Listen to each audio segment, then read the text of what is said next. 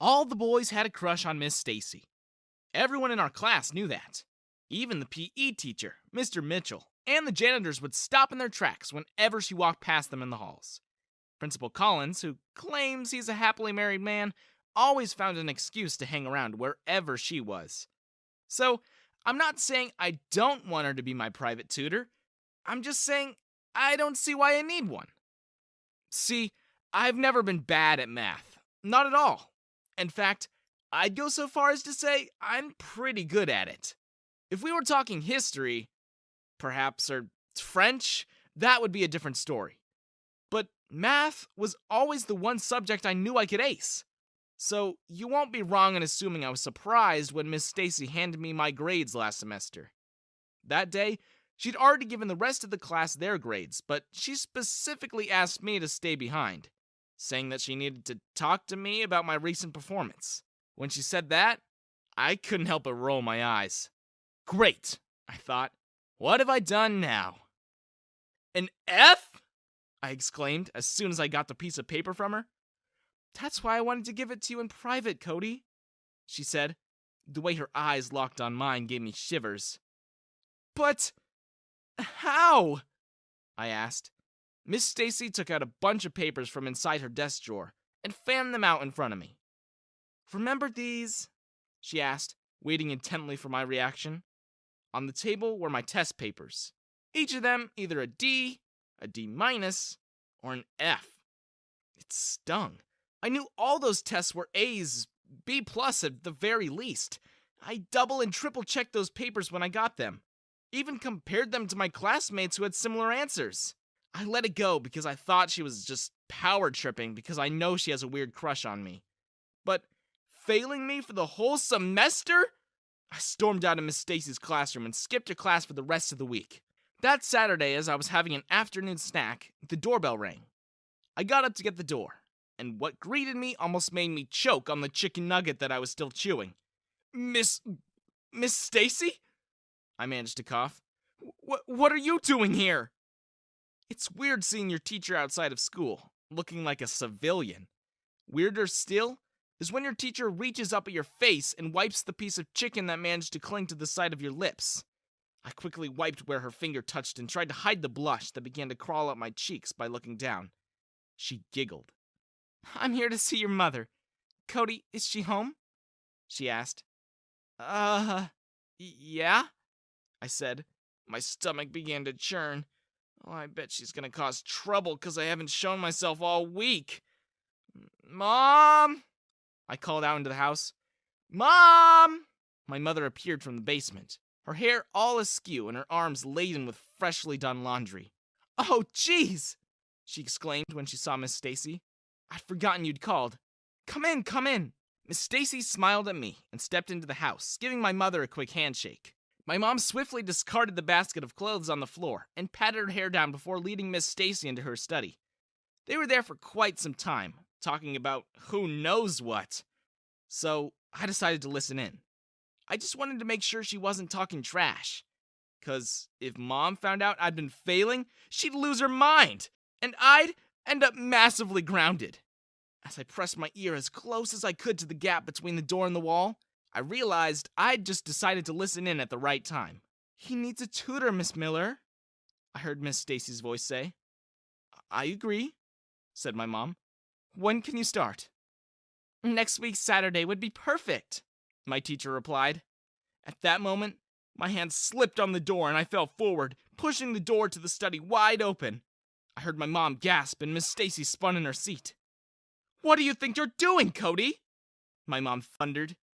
I stuttered. I stammered. I didn't know how to defend being caught eavesdropping. And so I said, I don't need a tutor, Mom. I always get A's. You know that. My mom held up my grades. Clearly not, she said. I spent all week sulking. At school and at home. I almost dreaded Saturday. I'm not saying I don't like that she has a crush on me. I'm just scared of her being in my room. I didn't get any sleep at all that Friday night. The moment I heard the doorbell, I ran downstairs. I was in such a hurry that my wet feet almost slipped on the stairs. I got it, I called out as I rushed to get the door. one hand rubbing a towel on my head, my hair still dripping from the long cold shower I just took. "Cody!" Miss Stacy flashed me a big grin as I let her in. She planted a kiss on my cheek as she took her shoes off and planted her umbrella by our door. "Nice to see you've come to your senses. You ready for some math?" "Can't wait," I said, my voice dripping with sarcasm, as I rubbed the place where her kiss lingered for too long. I couldn't decide whether I liked it, or if I was annoyed by it. As soon as we got to my room, she took my desk and placed it in the middle of the room. And then, she moved the chair. When I sat down, she made her way to my bedroom door and closed it. My heart began to beat faster. Is she gonna kiss me? I thought, half wanting it to happen. Instead, Miss Stacy gave me a bunch of tests to write. She plopped a thick stack of paper onto the desk, handed me a pen, and sank back onto my bed, watching me with those piercing green eyes of hers. I gulped my nerves down and started to write. After about 20 minutes, Miss Stacy started looking bored. She got up from my bed and began pacing around me, watching my sums like a hawk hovering around prey. She then stopped right in front of me and bent down to have a closer look at my work. She tucked a stray strand of red hair behind her ear. As she did so, I had to look away. I could feel beads of sweat running down my temples. "Miss Stacy," I began, still unable to look my hot teacher in the eye.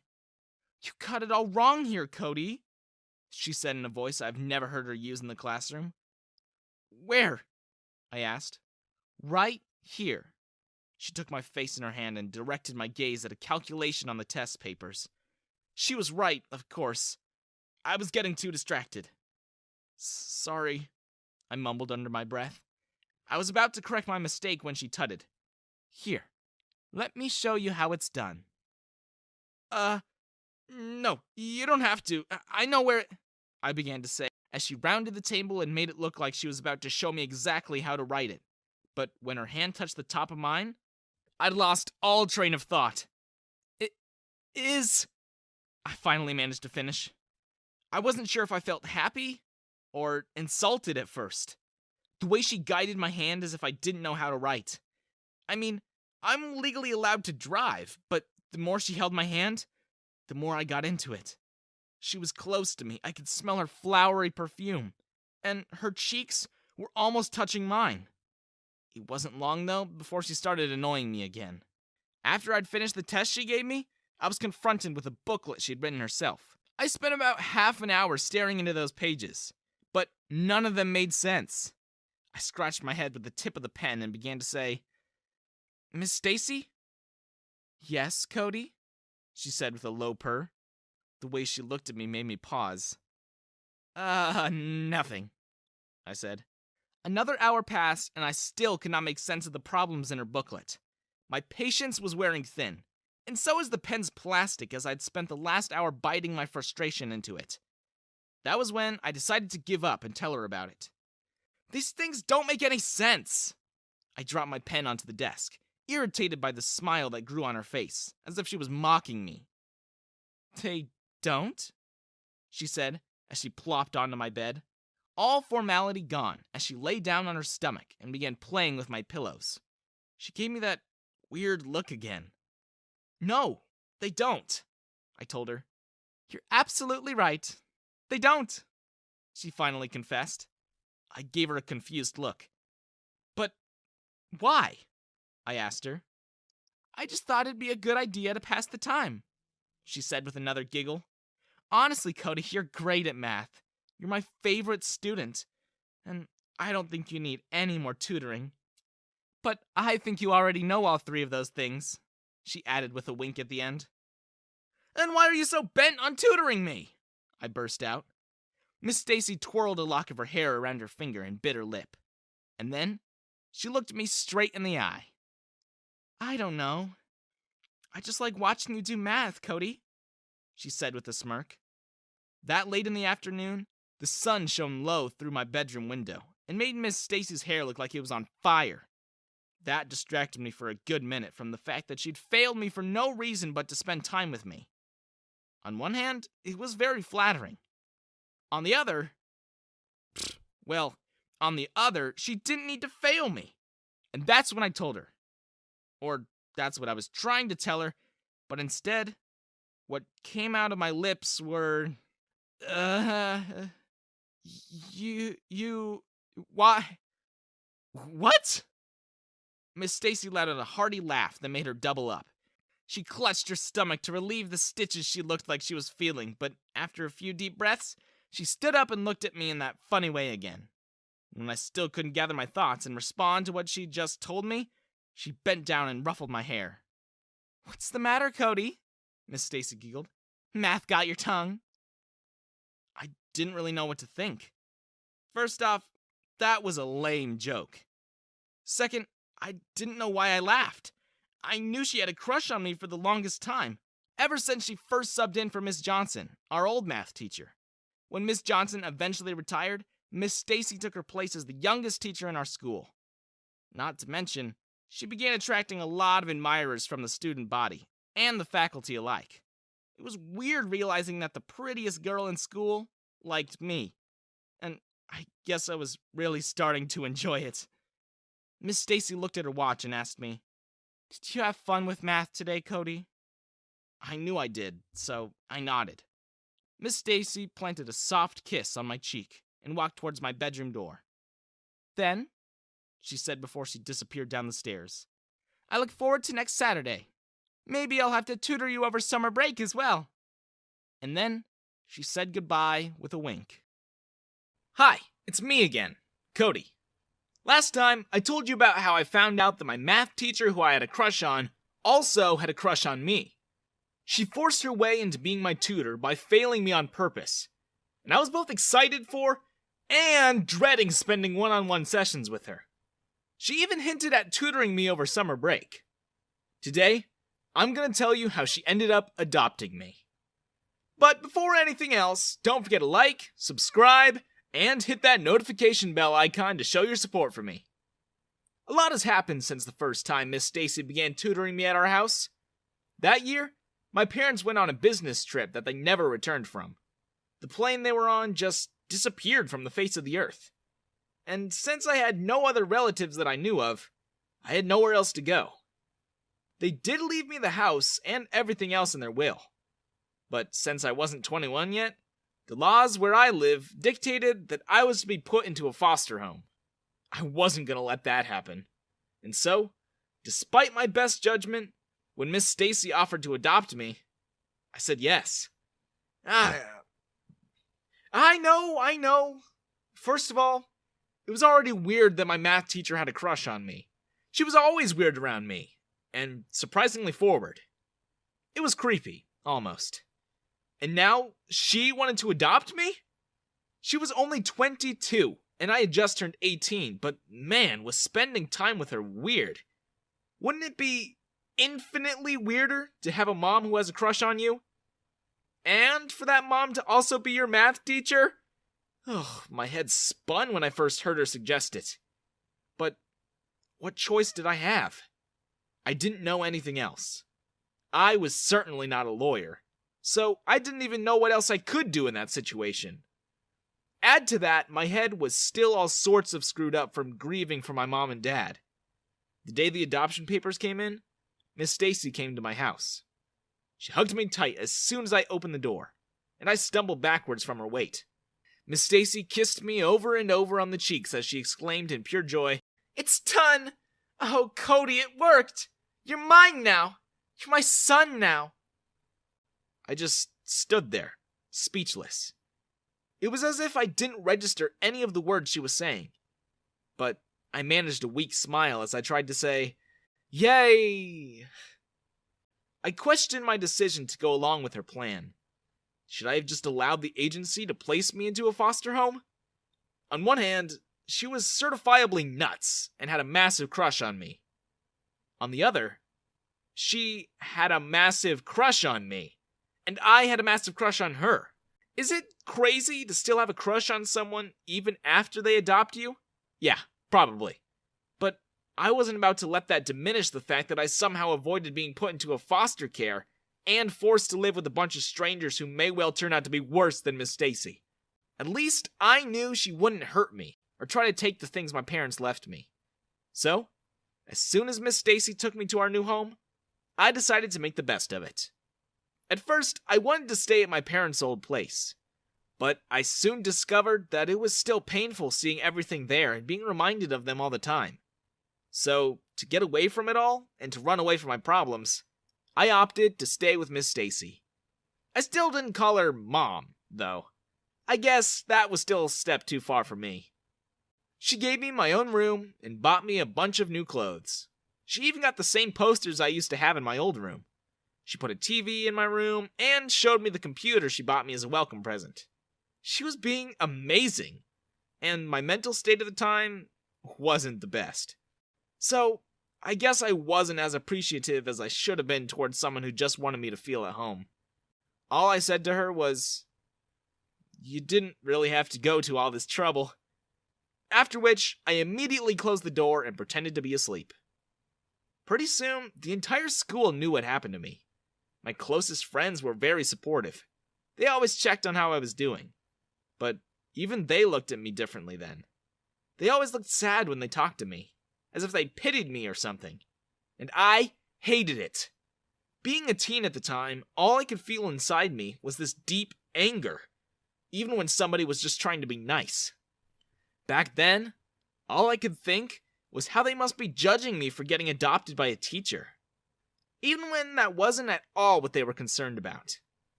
I guess I was just feeling vulnerable and embarrassed. I'll admit it, I was embarrassed to be seen with Miss Stacy. Everybody knew we had a crush on each other, and she had never been shy about showing it. Now that everyone knew she adopted me, I couldn't help but imagine what people must be thinking when they stared at me. It didn't help that she always insisted on taking me to school and driving home together. Sometimes, she'd even interrupt my other classes just to check in on me or bring me something I forgot at home. Once, she barged into my PE class just to hand me the lunch she'd packed for me. It was then that I lost it. "Holy freaking crap, okay? Just give me a rest already!" I screamed at her in front of everyone. "You're not my mom! Just leave me alone, will you?" A hush settled in the classroom, and I heard my classmates muttering under their breaths. I guess everyone was shocked to see that I could get mad. Mr. Mitchell was so dumbfounded that he couldn't even find the words to say, "principal's office." I guess even the faculty were confused as to whether they should treat Miss Stacy as my math teacher or as my adopted mother. I personally just didn't care anymore.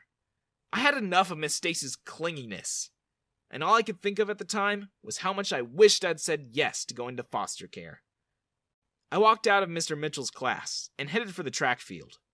As I sat down under the bleachers to cool off, I looked down at my hand. I was still clutching the lunch that Miss Stacy handed me. Oh, I was starving, as I'd neglected breakfast that day. My stomach let me know about it. I tore open the container's lid, and what I saw inside made me feel guilty instantly. It was as if Miss Stacy had known me all my life, enough for her to know exactly what I needed at that moment. She had cooked me my favorite meal, just the way my mom used to make it. She even included a bunch of vegetables shaped into cute shapes, like they do in Japan. And in the bag, she'd left me a note. It read, "Hope this can at least bring a smile to your face. I tried my best, but I know it'll never be as good as your mom's cooking. I just want you to be okay. Love, Stacy." That was when I realized how much of a douche I was being to her, and to everyone else around me. I was depressed and I was taking it out on other people. And worst of all, I was taking it out on the one person who truly cared enough to actually be there for me. I rushed back and looked for her all over school. When I asked for her in the faculty room, the teachers told me she had hurried off in tears.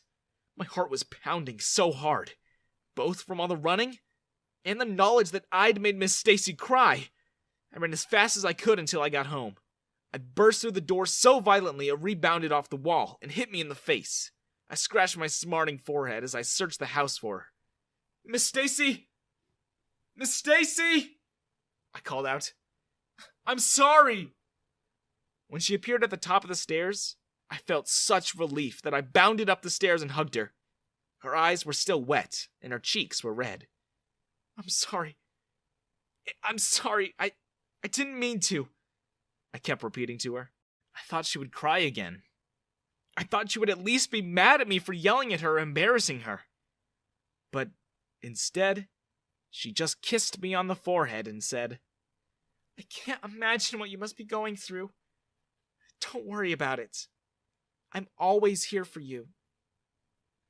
That night, I promised to always appreciate everything Miss Stacy did for me. That was when I started having dinner with her at the table, instead of just waiting for her to bring up food for me in my room, like I did when I first moved in.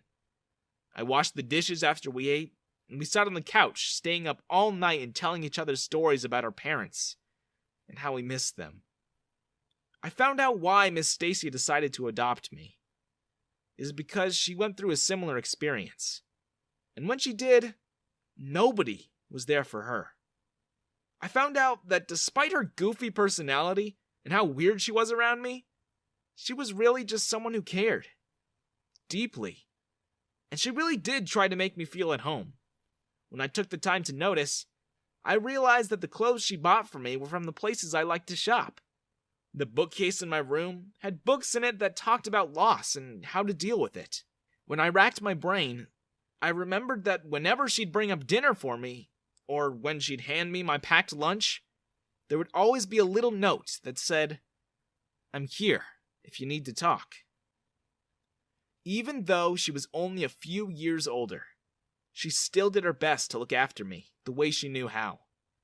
And she's been the best adopted mom anyone could ever ask for. But, you know what? Sometimes, I still think of Miss Stacy as my math teacher who I had a crush on. And, I don't know. Part of me still questions why she never married. I still, to this day, find it weird that I'm living with someone only a few years older who's legally my parent. It's almost unbearable that I still have a crush on her. Does she still have a crush on me? I sometimes wonder. Whenever Miss Stacy kisses me on the cheek, my head still sounds alarm bells and tells me not to fall for her. And my emotions still riot whenever she would do something sweet for me. Because wouldn't that just be all sorts of messed up if I fell for the woman who adopted me? But still, to this day, I find myself wondering sometimes, what would happen if I kissed her? Growing up in an orphanage is really not a childhood you'd want, especially if it's made up of people that don't really care about you or your well-being. You just end up as some sort of product sold to families who had the financial aid to afford you in the first place. Many of us grew up in this kind of hostile environment. That's why we end up in two ways. Rude enough not to be adopted, or we try our best to be good enough to be chosen and get out of that place. I'm Adam, and this is my story of how messed up things got for me just before I got adopted, and how two ladies decided that it was me they wanted to take in. It actually took a while for me to be picked out by someone who wanted to adopt me, to the point that I grew up thinking I was never going to get my turn. I almost ruined my opportunity by hiding out in random rooms during important interviews. But one day while I was hiding, I stumbled in the headmistress's office and overheard a conversation I wasn't meant to hear. "Ladies, please settle down," I heard the headmistress Ada warn the two ladies who sat in her office. I kept peeking through the small window of her door. There, I saw two women who sat in front of Ada, their chairs quite distant from each other. I could see their glares from where I stood, and despite the warning the headmistress gave them, they continued to talk and insult each other. "I found him first, you old hag," one of the ladies spoke. "You wouldn't have found this place if it weren't for me," said the other one. "Ladies," Ada exclaimed, causing the two of them to immediately stop and turn their heads to her. Ada sighed and she shook her head. "I can't understand why you want this specific child when we have other more brilliant children to choose from." I was thinking to myself how rude of the headmistress to talk like that, and that whoever that kid was should feel lucky they're not here to hear that. I stood out there for a long time, just listening to their conversation. It seemed really scandalous and important. I learned that the two ladies are siblings, and that they came from a very wealthy family of a foreign descent. When I say really rich, I mean they can probably influence who wins during the election. Yeah, that type of rich. One of the girls then pulled out her phone and showed Ada something. I saw her eyes widen, and being the eavesdropper that I was, I wanted to get a look too. I kept thinking how lucky that kid would be, getting into a rich family and all that. I hope the family that'll take me in was as rich as them. This doesn't look like him. And this is a painting from a very long time ago. Ada looked really shocked. I've never seen her like that before. Yes, that's why we want him. He's a reincarnation of our relative who died many, many years ago. The lady who held the phone told Ada. I see. The headmistress went quiet as the woman pulled her phone back. I caught a glimpse of her phone screen, but I didn't get a good look. Ada spoke up again, claiming that adopting that child wouldn't be cheap at all, and that he'd be more expensive than the other children. The two siblings were quick to call her out for this, that just minutes ago she was undermining this kid's value. While they bickered in there, I was already running down a list of people who Ada might be talking about. And I can't help but feel jealous. He's gonna leave this place already while I'm here, stuck and suffering. In the middle of my thoughts, I accidentally leaned too much on the door, causing it to move and sound like someone was coming in. I was quick to duck down, and I heard Ada ask what that noise was. I knew I had to get out of there, so I immediately sprinted as fast as I could and hid behind a wall at the end of the hallway. My heart was pounding in my chest, but I was just glad I didn't get caught, or else Ada was probably going to give me a lot of punishment. For the whole night, I laid in my bed, glancing at the sleeping kids next to me and thinking if they were going to be the ones who get to leave this place. I was so hung up on what happened that when I saw the headmistress the next day during breakfast, I couldn't help but feel bitter about the whole thing. Adam, she called out to me when I was finished eating. I simply looked up at her, not bothering to speak. Meet me at my office once you're done cleaning up. She then turned and walked away without another word. I was nervous, of course. I didn't know what she wanted to talk about, and I was scared that she somehow found out what I did yesterday. But still, I followed her instructions. I didn't bother knocking on her door and just let myself in. Ada looks up from her paperwork, and she gestures on the chair in front of her table. I have something to discuss with you. Ada watched me as I sat down. I shrugged in reply, not really knowing what to say. We have two very nice families who are willing to adopt, and as much as it pains me to say it, Ada watched me with a judging eye, they have chosen you.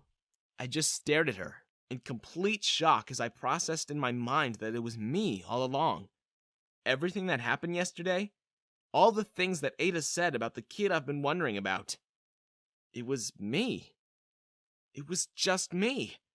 I wanted to be angry for how she talked about me, but I was too overwhelmed by the happiness I felt for finally having a chance to leave this place. Ada reminded me that I should be on my best behavior when they come in, and that I shouldn't bring her any more embarrassment. I had a lot of questions in mind, and I wanted to say something back to her about being an embarrassment, but I didn't want to ruin my chance of getting adopted. Ada continued to talk. In the end, you're only allowed to choose one family to join. But before all that, I have something important to tell you. Ada was watching me carefully as she spoke. I know who your real mother is. I was in shock. Before she could even continue what she was about to say, we both heard a knock on the door, followed by the two siblings entering her office. There were so many things happening at once. The revelation Ada just said, the siblings gushing over me and showering me with praises and greetings, and the headmistress trying to explain that we weren't done talking yet, but the ladies refused to leave. So in the end, Ada let them have me. I knew she was reluctant to leave. What she said messed with my head, and I don't know what to feel about it. Should I believe her? Should I stop myself from getting adopted by these two wonderful ladies? Or is this Ada's plan all along? I was pulled out of my thoughts by someone. I looked up and saw the two siblings introducing themselves. They were both beautiful up close, both very welcoming and competitive. The older sibling's name was Lan, and the younger one was Li Ling.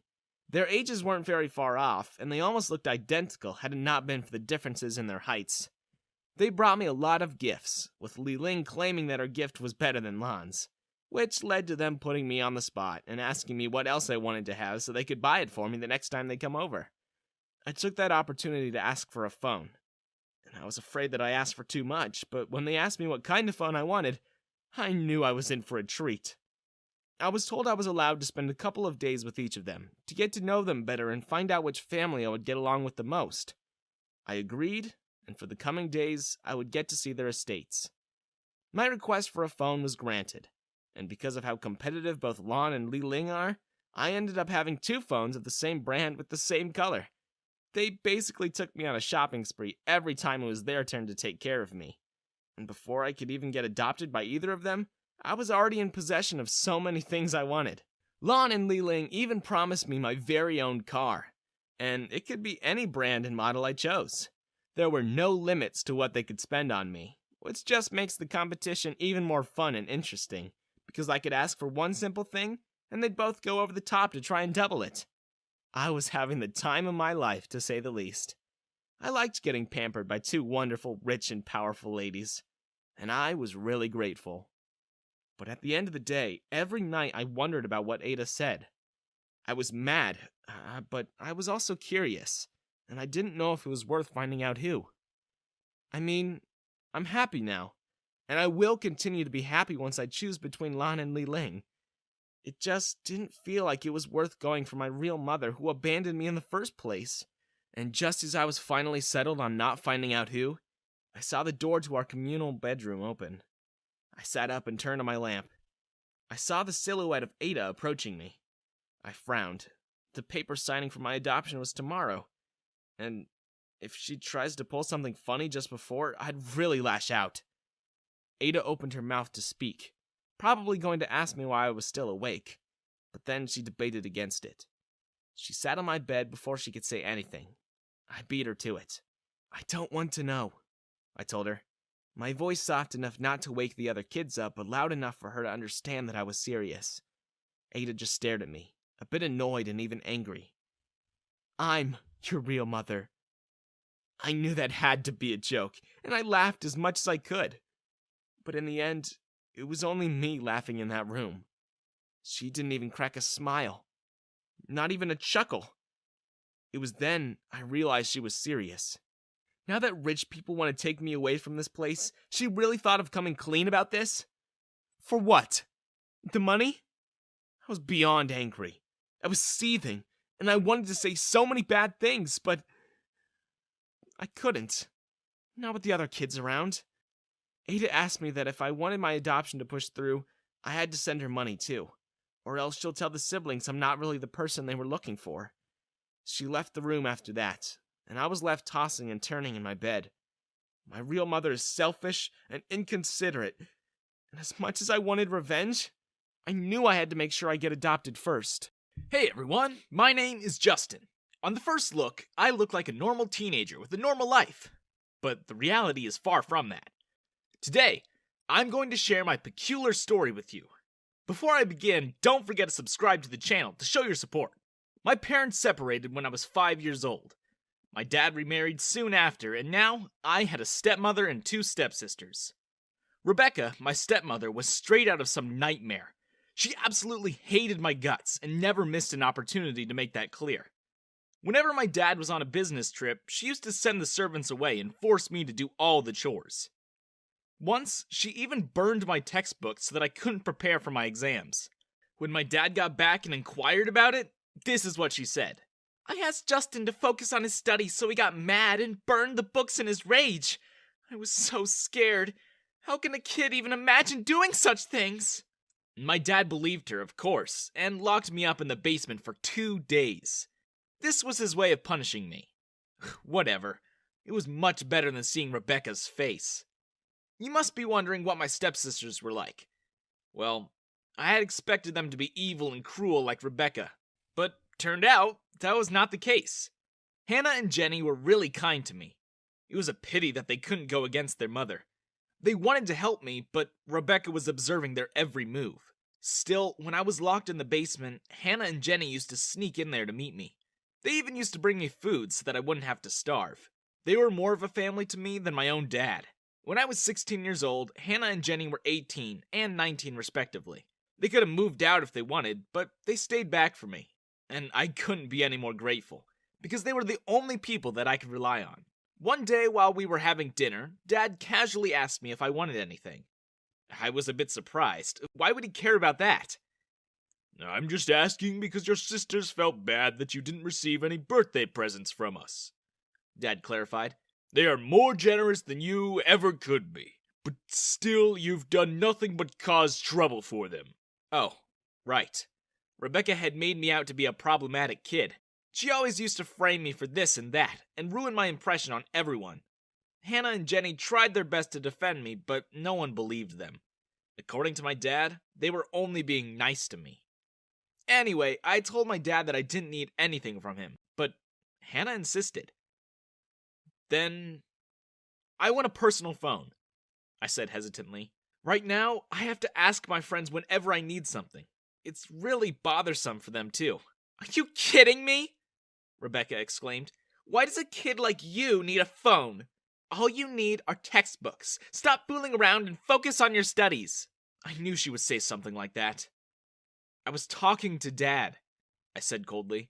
And I'm not sure if you know this, but studying without a phone and laptop is impossible nowadays. I think Rebecca's right, Dad spoke up. You don't need a phone. Forget I asked anything. Dad, please, why can't you just give it to him?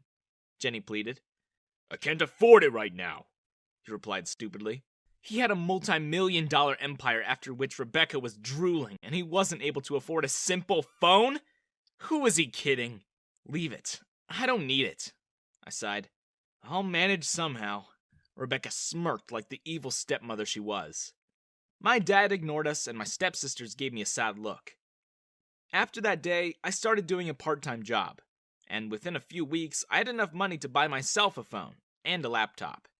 I gotta admit, my life had become a lot easier now. But, of course, this didn't sit well with Rebecca. I had no idea that she would use this opportunity to frame me again. I woke up one day to loud banging on my door. I opened the door to come face to face with my dad and Rebecca. Without giving me an explanation, Dad barged into my room and started inspecting my laptop and phone. What's going on? I asked in confusion. When did you buy these? And how? He fumed. I earned them from a part-time job, I replied, and I bought them only recently. Rebecca started sobbing. Why are you lying? I never saw you leave the house except for school. What? I exclaimed. What do you mean? I even informed you about it. You made a big fuss and even slapped me. How could you forget? Justin, enough with your lies, Dad bit out. We know that you stole the money from my room. What are you talking about? I asked in disbelief. I never even stepped inside your room. Don't lie, Justin. Rebecca shook her head. Didn't you say you wanted to borrow my charger? I told you to get it from my room. I had no idea that your real intentions were something else. If you wanted money that badly, you could have just asked. Oh, I knew where this was going. She had stolen the money herself, and now she was accusing me. I was really astonished at her acting skills, though. It would have fooled me, too, if I wasn't the victim. I'm ashamed to call you my son, Dad yelled. Get out of here right now! I don't want to see your face ever again. Ha! The feeling was mutual. Without a word, I started packing my things right in front of them. What do you think you're doing? Rebecca asked. None of those things are yours. And since we've disowned you now, you can't claim to have a share in anything related to this family. Just do us a favor and see yourself out. I didn't protest, because it was no use. Rebecca had planned everything and turned my dad against me. Anything I say would fall on deaf ears. I walked out of the house and didn't turn back, even once. To be honest, it didn't hurt that much. I was prepared for something like this to happen sooner or later. The owner of the shop where I used to work took me in for a night. I could keep working and bear my expenses. It may be difficult, but it was better than living with my dad and Rebecca. The next day, however, as soon as my classes got over, I walked out to see Hannah and Jenny waiting for me.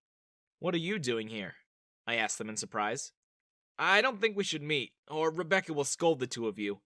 Nonsense, Hannah said. Do you know how shocked we were to find out that you had been kicked out? We even had a big argument with Mom, Jenny asked. At least she treats the two of you nicely, I smiled. Don't ruin your relationship because of me. We don't want that kind of mother, Hannah replied. And this time, she went a bit overboard. Jenny and I have decided to move out. Dad has agreed to pay for our new house and all. Oh, wow! That's great for you. I said. You're coming with us too, Jenny informed, grabbing my hand. Good thing that Dad disowned you. Now we can legally adopt you. Wait, what? Adopt me? I asked in shock. What does that mean? And how does that work? Don't worry about that, Justin. Hannah smiled. We've made all the arrangements. You just have to meet our lawyer and sign some papers. And that is how I was adopted by my stepsisters. I still couldn't believe it. Rebecca was fuming when she heard about this. She came to our house and started yelling at me. What did you say to my daughters? She fumed. I know they wouldn't have done it otherwise. You've been trying to seduce them since the very beginning. What the heck? Has she really lost it now? Mom, what are you saying? Hannah appeared in the living room. Who allowed you to get in here? Seduce us, you say? Jenny laughed. Then, jokingly, she locked her arm with mine. Yes, you are right, Mom. He seduced us. We love him. Why else do you think we adopted him? Sadly, you can't do anything about it now. Rebecca looked like she was going to explode. Just you wait, she threatened. I will bring your dad here and show him what's happening behind our backs. It's happening right in front of you, Jenny smirked, then planted a kiss on my cheek. See? You are helpless. You can't control us anymore, Mom. I knew that Jenny was just trying to rile up Rebecca, but dang, I wasn't sure if this was right. And knowing Dad, he would blame me. Hannah and Jenny told me not to worry about it. The next day, Rebecca came back with Dad. And before Dad could start accusing me of anything, Hannah came forward and showed him proof of my part-time job. He never stole money from you, she continued. It was Mom who stole it to buy dresses for herself. And Mom has always mistreated Justin and made up lies to turn you against him. Dad seemed completely taken aback by her words. If it is true, then why didn't you tell me sooner? Oh, we wanted to, Jenny replied. But you were always on your business trips, and we thought that maybe Mom would improve. But no, she just kept doing horrible things. Well, we're telling you now, this woman is only after your wealth. Rebecca looked like she had seen a ghost. She started stuttering and making excuses, but Dad didn't listen to her. He quietly asked me to come back home. Why? I don't want to live that kind of terrible life again, I told him. I'm happy here. He hung his head in shame. I'm at fault. I never paid attention to what was happening to you. I thought that you were bratty and materialistic like your mom. But I was wrong. I completely understand if you don't want anything to do with me. But still, please, give me a chance to make it up to you. His apology was sincere. I didn't want to harbor any negative feelings towards him because Rebecca was the main culprit. I decided to give him a chance. If he messed up again, I was out for good. And thus, I came back home. This time, I became the favorite child of the family, and everyone used to dote on me. My dad gave me full freedom to order Rebecca around. If she ever tried anything with me, she would be kicked out. I didn't want to torture her much, but I certainly wanted her to experience the pain that I went through. That's why I often sent the servants away and made her do the chores. And once, Hannah accidentally burnt all her precious clothes. Oh, did I mention that we also accidentally dropped her phone and broke it? Dad refused to pay for the repair, and she had to take up a part-time job just to buy a new phone. In the end, she gave in and apologized to me through tears. That was all I needed to move on from that terrible phase of my life. Thanks for watching the video. Leave your story ideas in the comments below. We may animate the most interesting ones and credit the author in the video. Make sure to activate the notifications so as to not miss the next one. Drive safe, son. My dad proudly beamed at me as he finished loading the back of the 2007 Ford Ranger. And don't pick up any hitchhikers. Don't forget to text us when you get there, you hear? Said my mom, curving her arm around my dad's back as they both stood back and watched me get into the driver's seat, as if I was some sort of pioneering astronaut. I just got my driver's license. My mom and dad were so proud of me, having only needed to take my driving test once, that they immediately said yes when I said I wanted to go hiking and camping the next weekend to celebrate. We picked out the pickup from the local used car lot only a few days ago. My mom really wanted me to get something more practical, but I insisted on the matte black Ranger.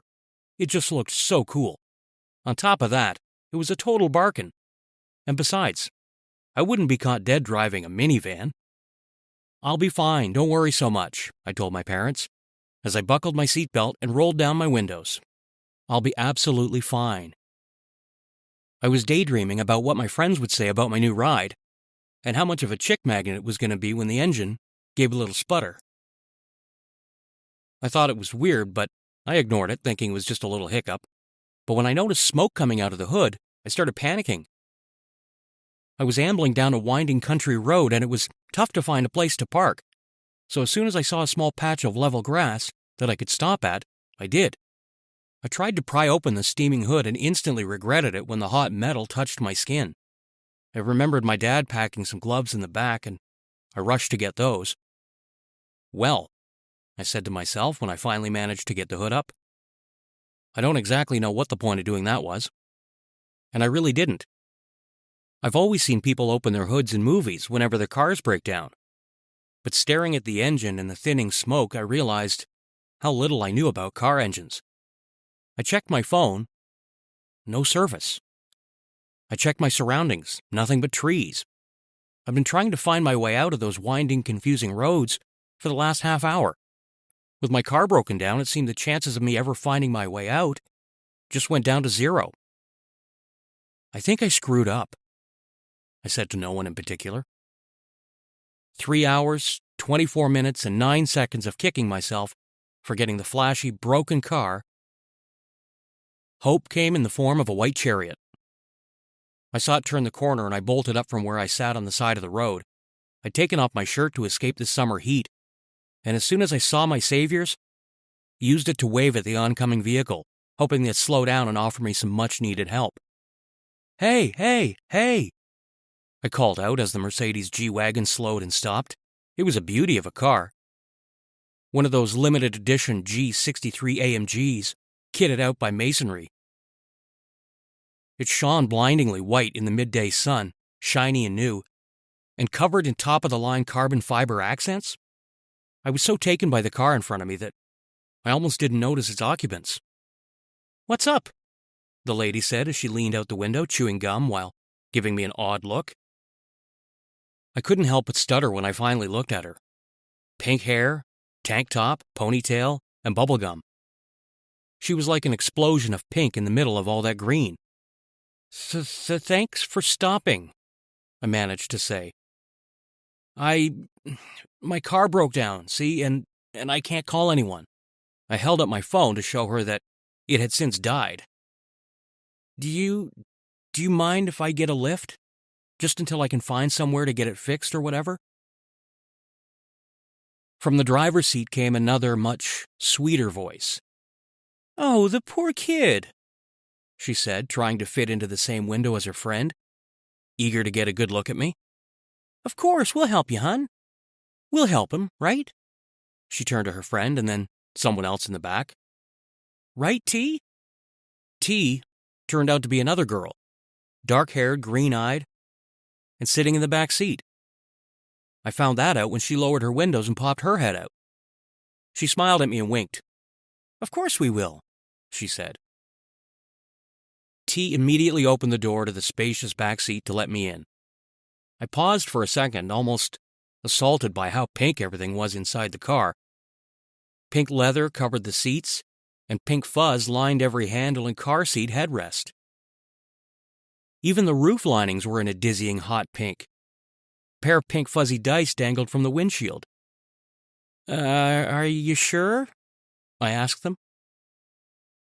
The blonde in the passenger seat turned to look at me with her intense blue eyes. "It's our pleasure, hon," she said, motioning for me to get in. I remember the cautionary tales my dad told me about hitchhiking, but at that point I really didn't have much choice. So I stepped into the girl's car. Besides, they were girly girls who drove a blinged-out Mercedes. What harm could they do? I said to myself. "What about my car?" I asked them as I strapped myself in next to T. "Oh, don't worry," said the lady in the driver's seat. "We live close by. We'll call someone to pick it up and have it fixed." "I'm Taylor, but everyone calls me T." The dark-haired girl turned to me and offered her ring-covered hand. I shook it.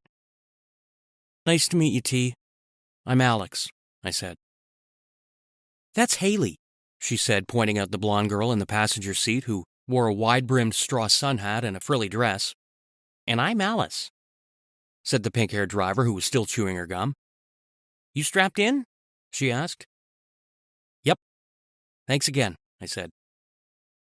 I didn't think to question their generosity. I should have, because as soon as I closed the car door, the Mercedes accelerated faster than I've ever seen any car do before. Alice drove like a madwoman. We must have been doing 180 on a 60.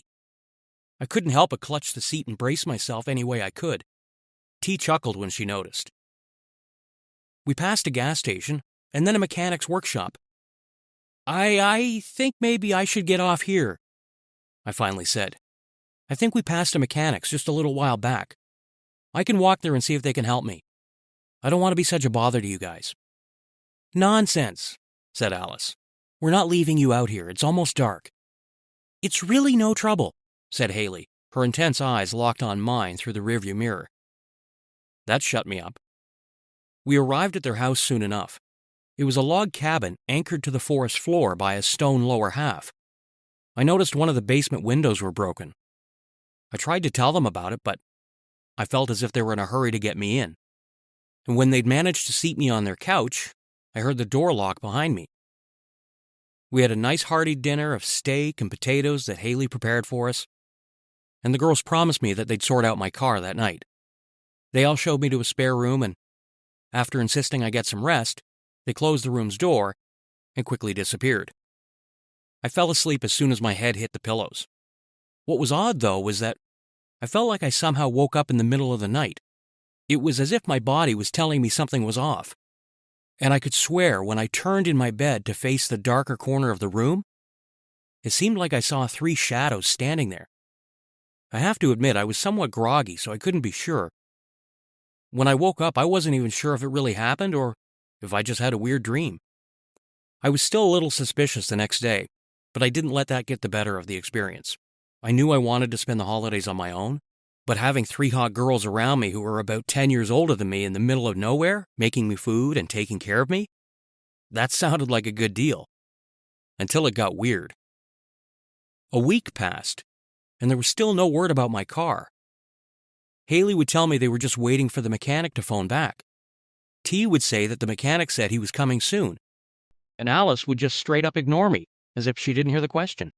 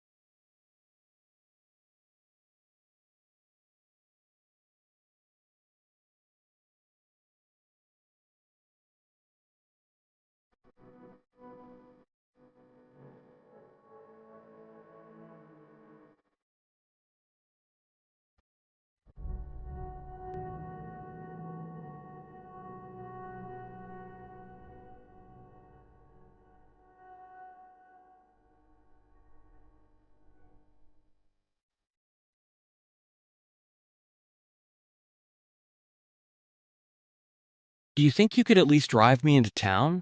I said. I haven't been able to charge my phone this whole time, and I promised my mom I'd text. The girls said the cabin didn't have electricity. They say it's because they were being very eco-friendly and loved the great outdoors experience. But I found that hard to believe given that there were multiple outlets in the house, and there was an 80-inch TV in the game room, and from one of my room's windows I could see a utility pole just beyond the trees. I can come with you guys when you go pick up food again today, I pressed, hoping Alice would finally say yes. Haley came over to where I sat, surprising me when she decided to sit on my lap and comb my hair with her fingers. Don't be so worried, hon, she whispered in my ear. We've already told the sheriff's office. They'll reach out to your parents as soon as they can. They'll tell them you're doing just fine." The way her sweet voice whispered into my ear and her fingers twirled around in my hair gave me goosebumps. My body said yes, but my mind said, "Run." That night I tried to sleep, but I couldn't. I needed to get out of there. Yes, they were hot, and yes, this was something I always dreamed would happen to me, but something about the situation was more than a little suspicious. Did I get kidnapped? I asked myself. I tried to open the door but realized that it was locked. Panic began to creep into me. I opened the window in the room and saw the steel bars that made sure whoever was inside couldn't get out. I couldn't leave. Panic began setting in. I paced, thinking of a way to escape. Suddenly I began to feel tired, and the worry and stress tired me out even more, and so I fell asleep. I woke up the next day and the girls acted as if nothing was wrong. I didn't know how to ask why they locked my door and why there were bars on my windows. They kept telling me that by the end of the week, the mechanic would drive up with my vehicle. But that weekend never came. On my third week with the girls, I finally asked, "Why won't you let me out?" Haley gasped. T dropped her cup of tea, and Alice stood up from her favorite armchair. I almost regretted asking the question. "Because, hon," Alice said, slowly walking up to me, until her nose was almost touching mine, "you're our little pet now." I knew I was supposed to be scared. I knew nothing about what she said was safe, but somehow all I could think of, as she grabbed my arm and led me back to my room, was how hot that was. I was, after all, at the height of my teenage hormones. The days went on, and the ladies eventually left the door to the room where I slept unlocked, and I was finally able to roam the house at night when they were asleep. I tried to tell myself that shacking up with 3 hot ladies in their 20s wasn't such a bad life, but I remembered what waited outside: my parents, my friends, the school I still needed to go back to. And so I started planning my exit, but no matter how hard I tried, I couldn't find any means of escape. One night I was prowling around trying my best to be as quiet as possible when the light beside Alice's armchair flicked on. "What you doing?" she said, fixing a suspicious glare at me. I felt fear run up and down my spine. I was just going to get some juice," I replied almost convincingly. "Oh?" She looked me up and down. "Come here." I did. Alice had a way of making me do things I was afraid of. It was something in her voice. She patted the armrest with her hand, telling me to sit there. I did.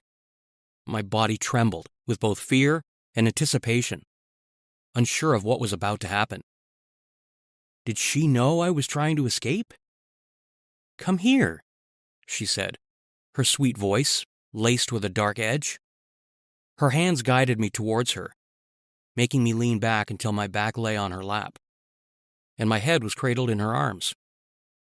She ran her fingers through my hair, humming softly, as if she were trying to put a baby to sleep.